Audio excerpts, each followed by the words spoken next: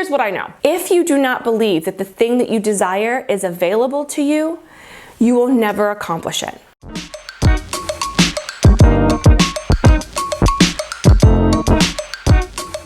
Welcome back to my channel. We are back at it talking about habits that are keeping you stuck and how to fix them. Today we're going to be talking about limiting beliefs. But more importantly, instead of focusing on limiting beliefs, we are going to focus on the 3 things that you can do right now to help overcome them. So what exactly is a limiting belief? I mean, to keep it simple, it is a belief that keeps you limited. In other words, these are thought patterns that you might have that are keeping you really staying small. And what's really interesting about limiting beliefs is a lot of times you don't know that you have them until it's time to start uncovering them. So let me give you some examples to see if I can kind of trigger anything for you so we can identify some of these limiting beliefs that you might have within yourself. Okay, there are probably millions of permutations of limiting beliefs that exist out there, but I'm going to give you some of the more common ones that my clients have definitely struggled with. So one example of a limiting belief is, I'm not going to try because if I try, I might fail. Or if I go all out, I might fail, and that's gonna suck, right? So this limiting belief that there's a possibility of your failure is keeping you from even trying the thing that you're wanting to try. Like, let's say you wanna start a business. This is a common one for my clients, because this is what I do, but a lot of the times people come to me and I just got a message on LinkedIn today about this too, and he said, I don't know if it's worth it. Some guy, he was like, I don't know if it's worth it. I don't know if it's worth the risk. I'm afraid to just go all in, right? Because when you perceive the thing that you desire as risky, it can make you feel a little bit unsafe with it and make you feel like, oh gosh, like, what if I fail? How is that gonna feel? So that can be a limiting belief because it's not allowing you to move forward in the desire that you have. Another example of a limiting belief might be that you don't want to fully show up, because if you fully show up, then other people are going to have something to say, right? That you might be judged. So some people might want to start a business, they might want to start an online business, but they don't want to start a YouTube channel. They don't want to have an Instagram because they feel like if they start talking on Instagram or on Facebook or on YouTube, then the people that they know are going to judge them, and that scares them. So it's a limiting belief because it causes them to shrink back, right? So do any of those resonate with you? Let me know down below if you're a person that might want to start a business, or you're a person that might want to start a YouTube channel and you find yourself not doing it because you're afraid of failure or you're afraid of being judged by your peers. The point here is that a limiting belief is going to prevent you from fully stepping in the life that you desire for yourself. And this is very common, by the way. I don't want you to think that if you have a limiting belief that you're the only one on the planet that has them. As a matter of fact, every single person that I know has some sort of limiting belief that they have to work through. I've had my own limiting beliefs and probably still do. And that's why I work very diligently to make sure that I uncover them, because I never want a limiting belief to prevent me from living my best life now. And I don't want you to either. So now I want to give you 3 practical, tactical ways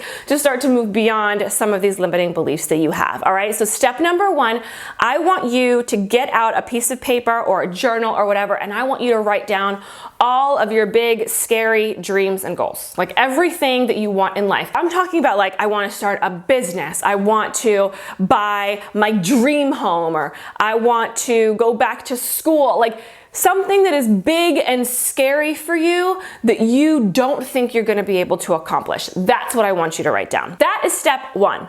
Step number 2, I want you to take a look at that list, and I want you to ask yourself this question: why have I not achieved these goals in my life yet? Because when you ask yourself that question, you start to identify where the limit lies. Is it because you're afraid to get started? Is it because you think you don't have money, or money is not available to you? Is it because you don't trust yourself to make these decisions?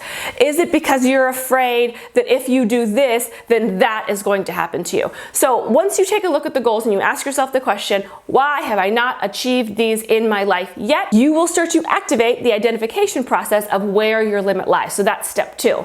Then step number 3, I want you to take a look inward, and I want you to think about yourself and how you feel about yourself. Because here's what I know. Self-confidence is critical to accomplishing any goal. If you don't have the self-confidence to believe in the thing that you are wanting, it'll never happen. If you do not believe that the thing that you desire is available to you, you will never accomplish it. You have to be able to see yourself in a successful way in order for you to achieve success. If you've been telling yourself all along that you're a failure, if you've been telling yourself that you're stupid, if you've been telling yourself that you're fat, if whatever negative self-talk you have, if you've been doing that, that is contributing to your limiting belief factor, because you are perpetuating the conversation of negativity versus telling yourself, I can do it, I'm a champion, I know I can work hard, I can hustle, I'm smart, I'm intelligent, I'm successful, I'm wealthy, I'm abundant, I'm healthy, whatever the case is. So you can see the different kinds of ways that we talk to ourselves. Yes, there is a saying that says that you can fake it till you make it, but the truth is if you're faking it and you're not changing, you can only fake it for so long. And Zig Ziglar says this: you cannot consistently perform in a manner that is inconsistent with the way that you see yourself.